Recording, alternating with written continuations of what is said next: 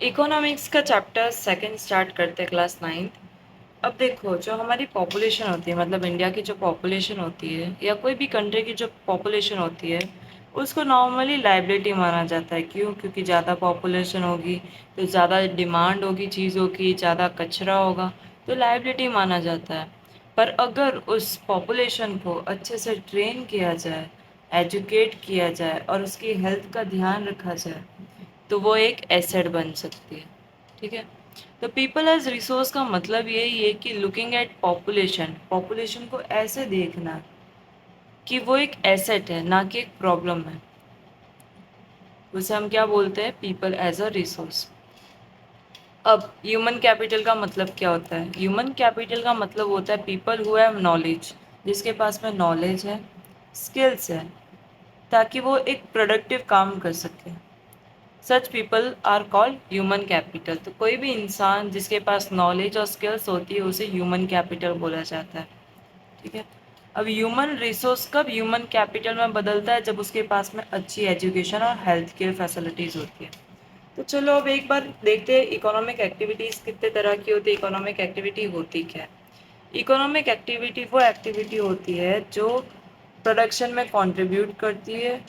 किसकी? Goods and services की। किसके लिए? एक्सचेंज ऑफ मनी के लिए। तो economic activity are those that contribute to production of goods and services in exchange of money. ये तीन तरह की होती है: primary activity, primary sector, secondary sector and tertiary sector. Primary sector के अंदर आती है चीज़ें जो डायरेक्टली हम नेचर से एक्सट्रैक्ट करते हैं, जैसे कि एग्रीकल्चर हो गया, फॉरेस्ट्री हो गया, एनिमल हस्बेंड्री हो गया। तो ये सारी चीज़ें क्या होती है? आप नेचर से एक्सट्रैक्ट कर रहे हो, नेचर से ले रहे हो। जब आप नेचर से चीज़ों को लेके उसे मैन्युफैक्चर करते हो, आप उसे फिनिश गुड्स में कन्वर्ट करते हो, इसे बोला जाता है सेकेंडरी सेक्टर। जैसे कि टेक्सटाइल इंडस्ट्री, आप कॉटन लेके कॉटन के क्लोथ्स बना रहे हो, तो ये इसमें आता है। आप लकड़ी लेके पेपर का मैन्युफैक्चरिंग कर रहे हो, तो ये चीज़ सेकेंडरी सेक्टर में आती है। सारी एक्टिविटीज़ जो प्राइमरी और सेकेंडरी सेक्टर को सपोर्ट करती है, उसे हम बोलते हैं टर्शरी सेक्टर। जैसे कि ट्रेड, ट्रांसपोर्ट। क्या आप बिजनेस बिना ट्रांसपोर्टेशन के कर सकते हो? नहीं कर सकते ना। तो transportation, banking, education, insurance, health care facilities, ये सारी चीज़ें टर्शरी सेक्टर में आती है। याद है मैंने बोला था ह्यूमन रिसोर्स को ह्यूमन कैपिटल में कन्वर्ट करने के लिए एजुकेशन और हेल्थ केयर चाहिए। तो ये दोनों कौन से सेक्टर का काम है? ये टर्शरी सेक्टर का काम है। हम इकोनॉमिक एक्टिविटीज़ को दो और कैटेगरी में डिवाइड कर सकते हैं, which is market activity and non market activity. Market activity वो एक्टिविटीज़ होती है जो परफॉर्म की जाती है ताकि आप प्रॉफिट अर्न कर सको, आप चीज़ों को मार्केट में सेल करके प्रॉफिट अर्न कर सको।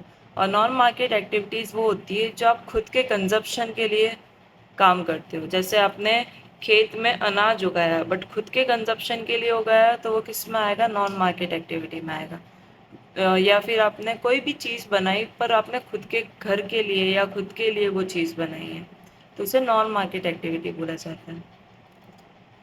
इकोनॉमिक एक्टिविटी, अब देखो मैन और वुमेन के द्वारा इकोनॉमिक एक्टिविटी अलग अलग तरह से परफॉर्म की जाती है। Both man and women participate but there work is view differently. मतलब मान लो वुमेन और मैन दोनों काम कर रहे हैं, पर दोनों के काम करने का लोग उन्हें अलग तरीके से देखेंगे। जैसे man mostly engage in market activity. Man mostly कहाँ पे काम करते हैं? मार्केट एक्टिविटी में काम करते हैं। जैसे एग्रीकल्चर इंडस्ट्री, वो चीज़ों को बेचते हैं और पैसा कमाते हैं। और वुमेन मोस्टली एंगेज इन दोनों टाइप ऑफ काम, मार्केट एक्टिविटी भी करते हैं और नॉन मार्केट एक्टिविटी भी करते हैं। देखो मार्केट एक्टिविटी वो प्रोडक्शन करते हैं चीज़ों को बेचने के लिए ताकि घर चला सके, और नॉन मार्केट एक्टिविटी वो घर का काम भी करते हैं। ठीक है। और खुद के कंजप्शन के लिए भी चीज़ें बनाते हैं। ठीक है। Man their work is more paid and recognised.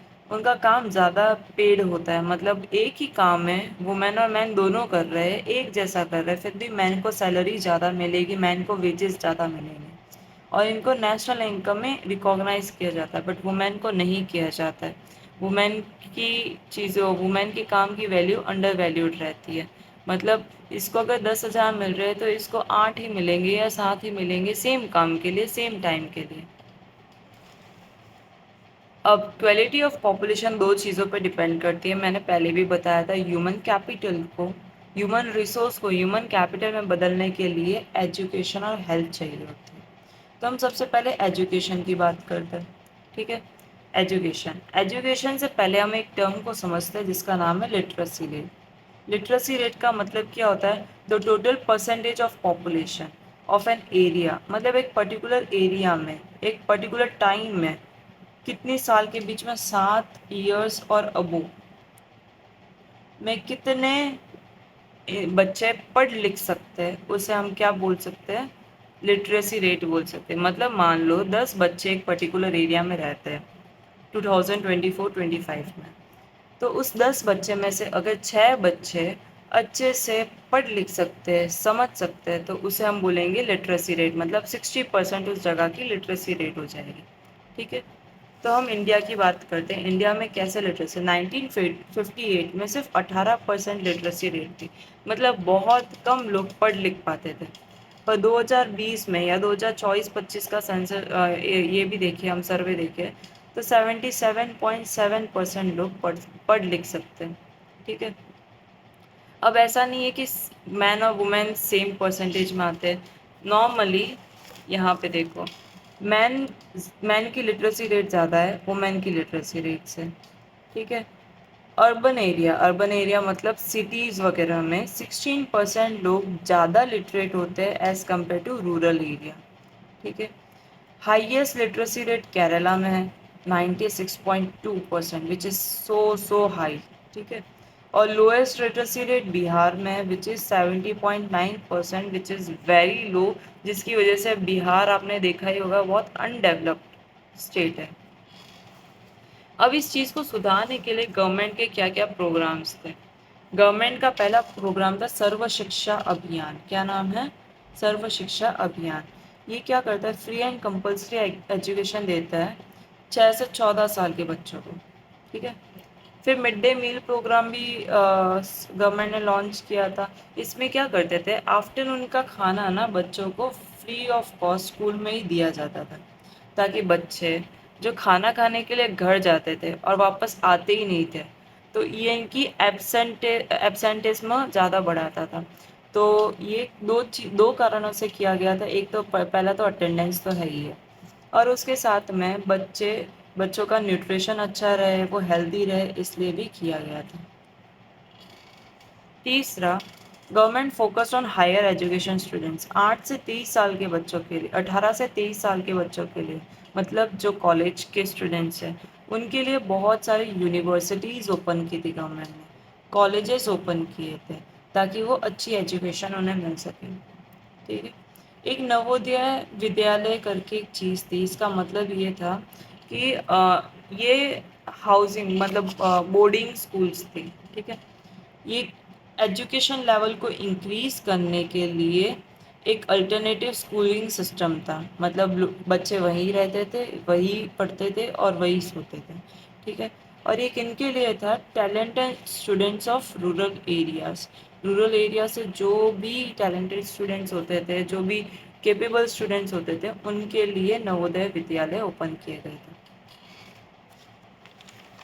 अब आते हैं हेल्थ के ऊपर। A healthy population is more efficient and productive. आपको पता ही है कि इंसान जो बीमार रहता है वो कम प्रोडक्टिव होगा, वो कम काम कर पाएगा एज़ कम्पेयर टू एक इंसान जो बहुत ज़्यादा हेल्दी है। तो गवर्नमेंट ने कुछ स्टेप्स लिए थे हेल्थ के लिए, जैसे बहुत सारे हॉस्पिटल्स ओपन करना, डिस्पेंसरीज ओपन करना। गवर्नमेंट हॉस्पिटल्स को इम्प्रूव किया था, जैसे कि क्वालिटी ऑफ बेड इम्प्रूव की थी, हाइजीन वगैरह इम्प्रूव किया था, नंबर ऑफ़ डॉक्टर्स बढ़ाए थे मेडिकल काउंसिल के अंदर। फ्री हेल्थ केयर चेकअप्स के कैंप्स लगते थे गवर्नमेंट के द्वारा, और campaigns are run. Medical colleges have been open, बहुत सारी कॉलेजेस ओपन की गवर्नमेंट ने, ताकि बहुत सारे डॉक्टर्स इम्प्रूव होके निकल गए। लाइफ एक्सपेक्टेंसी, इस टर्म का मतलब क्या होता है कि एक इंसान एवरेज नंबर ऑफ ईयर्स कितने साल तक जीवित रहेगा, कितने साल तक उसकी लाइफ एक्सपेक्टेंसी। तो ये चीज़ भी जब गवर्नमेंट ने इतने स्टेप्स लिए तो उसका रिजल्ट क्या निकला? गवर्नमेंट लाइफ एक्सपेक्टेंसी 32 ईयर्स से 70.8 ईयर्स बढ़ गई इन कुछ सालों में। अब हम एक चीज़ और पढ़ते हैं जिसका नाम है अनएम्प्लॉयमेंट। अनएम्प्लॉयमेंट का मतलब होता है पीपल जो जिनको वर्क करने की इच्छा है, विलिंग टू डू वर्क, और वो काम कर भी सकते हैं, मतलब एकदम केपेबल है, हेल्दी है उस काम को करने के लिए, और वो चाहते हैं कि हम मतलब अच्छी वेज में, मतलब नॉर्मल वेज रेट में भी हम काम कर लेंगे, बट फिर भी उन्हें काम मिल नहीं रहा है, उसे हम अनएम्प्लॉयमेंट कहते हैं। तो ये तीन तरह की होती है, डिस्गस्ट, सीजनल एंड एजुकेशनल। एक एक करके इसका मीनिंग समझते हैं। सीजनल अनएम्प्लॉयमेंट क्या होता है, जब साल में 4 महीने काम है तो बाकी के जो 8 महीने हैं, अगर कोई इंसान फ्री रह रहा है, वो काम नहीं कर पा रहा है, उसे बोलते हैं सीजनल अनएम्प्लॉयमेंट। जैसे मान लो खेती 4 महीने का काम है, ठीक है, तो फार्मर उन 4 महीनों में काम करेगा, बाकी के 8 महीने अनएम्प्लॉयड रहेगा, ठीक है। It occurs when people are unemployed at a certain times of year. जैसे कि एग्रीकल्चर में ऑफ सीजन के टाइम पे फार्मर्स के पास में काम नहीं होता है। इसके अलावा डिस्गस्ट अनएम्प्लॉयमेंट, अब इस चीज़ को समझो। When more people employed then required, इसको डिस्गस्ट अनएम्प्लॉयमेंट बोलते हैं। मतलब एक ज़मीन पे अगर 4 वर्कर्स की नीड है और 7 वर्कर काम कर रहे हैं, तो बाकी के जो एक्स्ट्रा 3 वर्कर्स जो होंगे ना, वो डिस्गस्ट अनएम्प्लॉयड कहलाएंगे, ठीक है। तीसरा है एजुकेटेड अनएम्प्लॉयमेंट। ये आपने बहुत कॉमनली देखा ही होगा। एजुकेटेड अनएम्प्लॉयमेंट का मतलब क्या होता है, जब इंसान पढ़ लिख कर भी कोई जॉब नहीं पा सकता है, उसे एजुकेटेड अनएम्प्लॉयड बोलते हैं। मतलब people remain jobless due to lack of opportunities. तो उनके पास में अपॉर्चुनिटीज़ नहीं है, उन्होंने एजुकेशन ली है पूरी, पर उनके पास में अपॉर्चुनिटीज़ नहीं है, उसे क्या बोला जाता है, एजुकेटेड अनएम्प्लॉयमेंट। ये नॉर्मली अर्बन एरियाज़ में ज़्यादा होती है, क्योंकि अर्बन एरियाज़ में पढ़े लिखे भी ज़्यादा होते हैं। अनएम्प्लॉयमेंट की वजह से क्या क्या नेगेटिव चीज़ें होती हैं। पहली चीज़, मैन पावर रिसोर्सेज वेस्ट होती है। मतलब इंसान इतना पढ़ लिख कर भी उसने क्या किया, कुछ नहीं किया, तो ये चीज़ वेस्ट हो रही है। People who are assets for economy, जो एसेट्स बन सकते थे, जो हमारे लिए प्रोडक्शन कर सकते थे, वो एक लाइबिलिटी में कन्वर्ट हो गई। लाइबिलिटी मतलब एक नुकसान की बात हो गई है कंट्री के लिए, ठीक है। पीपल बिकम होपलेस, अब लोग जब इतना मतलब इतने केपेबल होके भी कुछ काम नहीं मिलता है, तो उनकी उनके पास में जो होप होती है वो चली जाती है, और डिप्रेस्ड हो जाते हैं वो अनएम्प्लॉयमेंट की वजह से। पीपल आर कंपेयर टू, अब जब इंसान के पास में खुद की इच्छा का काम नहीं होगा, अपॉर्चुनिटीज़ नहीं होगी, काम नहीं मिलेगा, तो वो काम करेंगे जिन जो वो करना भी नहीं चाहते, जिसमें वो प्रोडक्शन कम करेंगे, ठीक है। तो ये सब चीज़ों की वजह से ओवरऑल ग्रोथ में इम्पैक्ट पड़ता है, नेगेटिव इम्पैक्ट पड़ता है इकोनॉमी के, मतलब इकोनॉमी डाउन जाती है इससे। तो ये चीज़, अनएम्प्लॉयमेंट बहुत बड़ी प्रॉब्लम है किसी भी कंट्री की। यहाँ पे हमारा चैप्टर एंड होता है।